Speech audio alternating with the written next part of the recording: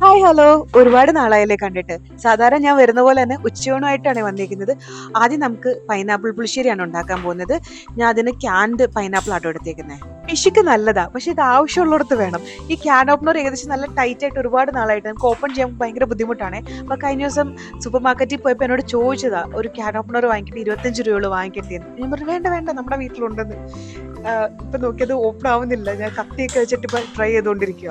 Fresh pineapple വെച്ച് ഉണ്ടാക്കിയാൽ പുളിശ്ശേരിക്ക് നല്ലത്. പക്ഷെ ഇവിടെ എന്താണെന്ന് അറിയത്തില്ല, പൈനാപ്പിളിനും നമ്മുടെ തണ്ണിമത്തങ്ങയ്ക്കും ഉള്ളൂ ഒടുക്കത്തെ വില. ഒരു പൈനാപ്പിൾ വാങ്ങിക്കണമെങ്കിൽ ഒരു 1500 രൂപയുടെ മേലെ പോയിട്ട് നമ്മുടെ നാട്ടിൽ. അപ്പോൾ ഞാൻ എപ്പോഴും ഇങ്ങനെ ക്യാൻഡ് വാങ്ങിക്കാറുള്ളത്. അപ്പം ഭയങ്കര വില കുറവ്, 25 രൂപയ്ക്ക് ഈ ഒരു ക്യാൻ കിട്ടും. അപ്പോൾ അതാ ലാഭം എന്ന് പറഞ്ഞാൽ അങ്ങനെയാണ് വാങ്ങിക്കാറുള്ളത്. ഷുഗർ സിറപ്പിലൊക്കെ വെയിറ്റ് വരുന്നതുകൊണ്ടേ നല്ല ടേസ്റ്റ് ആട്ടോ പൈനാപ്പിളിന്. പകുതി ഞാൻ കുക്ക് ചെയ്യാൻ എടുക്കത്തുള്ളൂ, പകുതി ഞാൻ എടുത്തും കഴിക്കുവേ.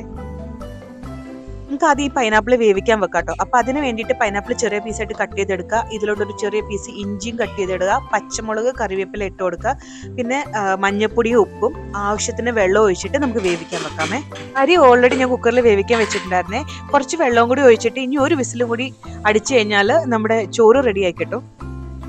പുളിശ്ശേരിക്കുള്ള അരപ്പ് റെഡിയാക്കി എടുക്കാം കേട്ടോ. തേങ്ങ ഞാനിങ്ങനെ കൊത്തി കൊത്തിയായിട്ട് ഇട്ട് കൊടുക്കുന്നത്. പിന്നെ ഇതിലോട്ട് ഞാൻ ഒരു വെളുത്തുള്ളി ഇടും. പിന്നെ കുറച്ച് ജീരകം കൂടി ഇട്ടിട്ട് മഞ്ഞപ്പൊടി ഇട്ട് നല്ല പേസ്റ്റ് പോലെ അരച്ചെടുക്കുക കേട്ടോ ചെയ്യാറുള്ളത്. പൈനാപ്പിൾ കുറച്ചും കൂടി ഇരുന്ന് വേവട്ടെ കേട്ടോ. നമുക്ക് ആ സമയം കൊണ്ട് വഴുതനയും കൊണ്ട് ഒരു മെഴുക്കുവരട്ടി ഉണ്ടാക്കാം. ഞാൻ അതിൽ തന്തൂരി മസാലയൊക്കെ ഇട്ടിട്ടാട്ടോ മെഴുക്കുവരട്ടി ഉണ്ടാക്കുന്നത്. വഴുതനങ്ങ ഞാൻ കട്ട് ചെയ്തെടുക്കുവാണേ. അപ്പോഴുണ്ടല്ലോ നമ്മുടെ പൈനാപ്പിൾ വെന്തിട്ടുണ്ട് കേട്ടോ. അപ്പൊ നമുക്ക് അതിലോട്ട് അരപ്പിട്ട് ഒഴിച്ചു കൊടുക്കാം.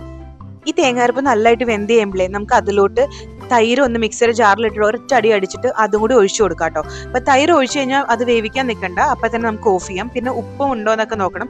പിന്നെ ഈ പൈനാപ്പിൾ ഓൾറെഡി ഷുഗർ സിറപ്പിൽ ഉള്ളത് കൊണ്ട് ഞാൻ മധുരം ഇട്ട് കൊടുക്കുന്നില്ല കേട്ടോ. ഒരു ശകലം മധുരത്തിന് പഞ്ചസാരയോ ശർക്കരയോ ചേർക്കുന്നത് നല്ല കേട്ടോ. ഇനി കടുകും കൂടി താളിച്ച് ഇട്ട് കഴിഞ്ഞാൽ നമ്മുടെ മാമ്പഴ പുളിശ്ശേരി അല്ല, പൈനാപ്പിൾ പുളിശ്ശേരി റെഡിയായേ.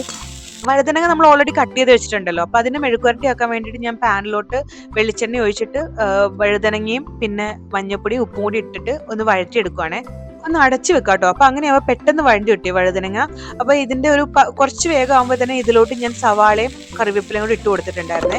എന്നിട്ടൊരു പകുതി വേഗം ആകുമ്പോഴത്തേക്ക് നമ്മൾ ഇതിലോട്ട് മുളക് പൊടിയും തന്തൂരി ചിക്കൻ മസാലയും പിന്നെ ഞാൻ കുറച്ച് ഗരം മസാലയും കൂടി ചേർക്കുക. എന്നിട്ട് ഇത് നല്ല നല്ലതായിട്ട് വഴറ്റിയെടുക്കുകയാണ് ചെയ്യുന്നത്. അങ്ങനെ പുളിശ്ശേരിയും നല്ല തന്തൂരി വഴുതനങ്ങ മെഴുക്കുവരട്ടി റെഡി ആയിട്ടുണ്ട്. ഇനി ഒരു പപ്പടം കൂടി കാച്ചിക്കഴിഞ്ഞാൽ ഇന്നത്തെ ഉച്ചകൊണ്ട് റെഡിയാണേ. ഇന്നലെ ഞാൻ ഏതൊരു ഷോർട്ട് ഫിലിം കണ്ടില്ലേ, അതിൽ ഉണ്ണിയപ്പം കഴിക്കേണ്ടത് കണ്ടേ. അപ്പൊ മുതൽ എനിക്ക് ഉണ്ണിയപ്പം കഴിക്കാൻ കൊതിയായിട്ട് വരുന്നത്. അപ്പൊ ഞാൻ രാവിലെ തന്നെ അതിന് ഉണ്ണിയപ്പത്തിന് അരച്ചു വെച്ചിട്ടുണ്ടായിരുന്നു. അപ്പൊ വൈകിട്ടായപ്പോഴത്തേക്കും ഞാൻ ഉണ്ണിയപ്പം ഉണ്ടാക്കുവാണേ.